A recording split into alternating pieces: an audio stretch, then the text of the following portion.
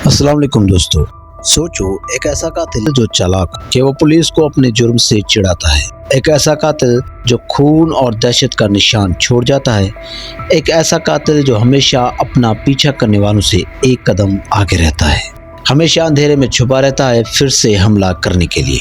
तो हम बात कर रहे हैं द ज़ोडिएक किलर की, जो एक सीरियल किलर था जिसने 1960 के आखिर और 1970 के शुरू में नॉर्थ कैलिफोर्निया में दहशत फैला रखी थी और एक ऐसा खौफ राज छोड़ गया जो आज भी हमें बहुत डराता है। अगले चंद मिनटों में हम आपको उस कातिल के बारे में बताएंगे जो कभी पकड़ा नहीं गया, जिसको कभी सजा नहीं मिली और वो हमसे कभी भुलाया भी नहीं गया। उसके पहले संगीन जुर्म से लेकर उसके आखिरी पुरस्कार पैगाम तक हम ज़ोडिएक किलर की दहशत का दौर और उनके तफ्तीश करने वालों की कहानी बताएंगे जिन्होंने उसको पकड़ने में अपनी सारी जिंदगियां गंवा दी। तो ये कहानी शुरू होती है 20 दिसंबर 1968 को, जब ज़ोडिएक किलर ने पहली बार तो हाई स्कूल के स्टूडेंट्स डेविड फ्राडे और बेटी लू जैनसन पर हमला किया।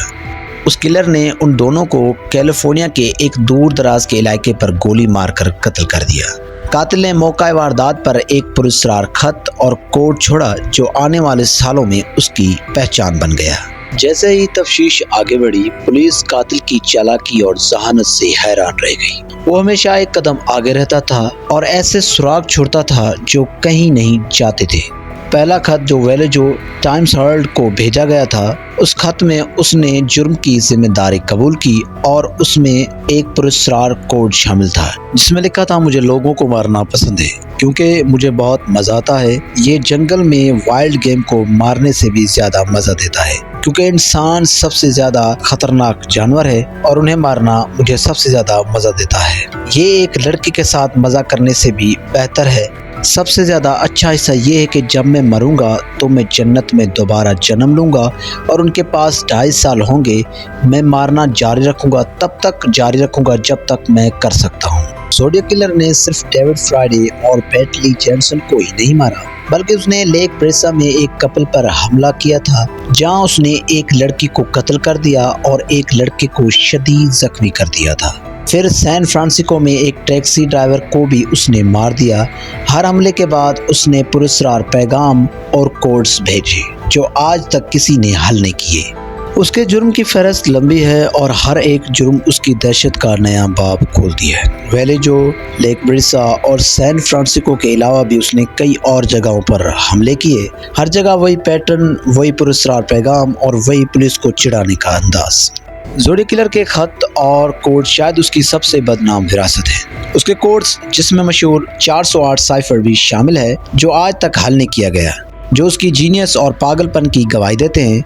408 साइफर जो सैन फ्रांसिस्को क्रॉनिकल को भेजा गया था, जिसमें वो कहता है कि मैं ज़ोडिएक हूँ और यहाँ कत्ल करने आया हूँ। कई तफ्तीशों और टिप्स के बावजूद कातिल कभी पकड़ा नहीं गया और वो अमेरिकन हिस्ट्री के सबसे बदनाम अनसॉल्व्ड सीरियल किलर केसेस में से एक रह गया।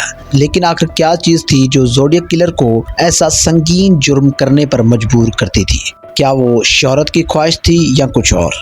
माहिरीन का ख्याल है कि ज़ोडिएक किलर एक क्लासिकल मिसाल है एक सीरियल किलर की जो कंट्रोल और ताकत की ख्वाहिश से चलता था। उसके खत और कोड्स पुलिस और आवाम को चिढ़ाने का एक तरीका था, अपनी बर्तरी और जहानत साबित करने के लिए। ज़ोडिएक किलर का आखिरी खत जो 1974 में भेजा गया था, जिसमें लिखा था, मैं ज़ोडिएक हूँ और यहाँ कत्ल करने आया हूँ। मैंने 37 लोगों को कत्ल किया है और मैं और भी कत्ल करूँगा। ये एक डरावनी याद दिलाता है कि कातिल अभी भी बाहर है फिर से हमला करने के लिए। ज़ोडिएक किलर की कहानी ने न सिर्फ कैलिफोर्निया बल्कि पूरी दुनिया को हिला कर रख दिया था। उसकी पुरस्कार शख्सियत और उसके जुर्म आज भी हमारे जहनों में सवालात छोड़ जाते हैं कि क्या वो अब भी कहीं छुपा बैठा है, क्या उसके जुर्म का सिलसिला अभी तक जारी है। ये सवालात शायद हमेशा ही राज बनकर रह जाएंगे, लेकिन एक बात पक्की है, ज़ोडिएक किलर की दास्तान हमेशा क्राइम हिस्ट्री में एक अनखुली किताब की तरह रहेगी। तो मैं उम्मीद करता हूँ आप सबको ये हमारी वीडियो पसंद आई होगी। अगर आपको हमारी ये वीडियो पसंद आई हो तो प्लीज़ हमारी वीडियो को लाइक करें और साथ ही हमारे चैनल को भी सब्सक्राइब कर दें। तो मिलते हैं अगली वीडियो में, तब तक के लिए अल्लाह हाफिज़।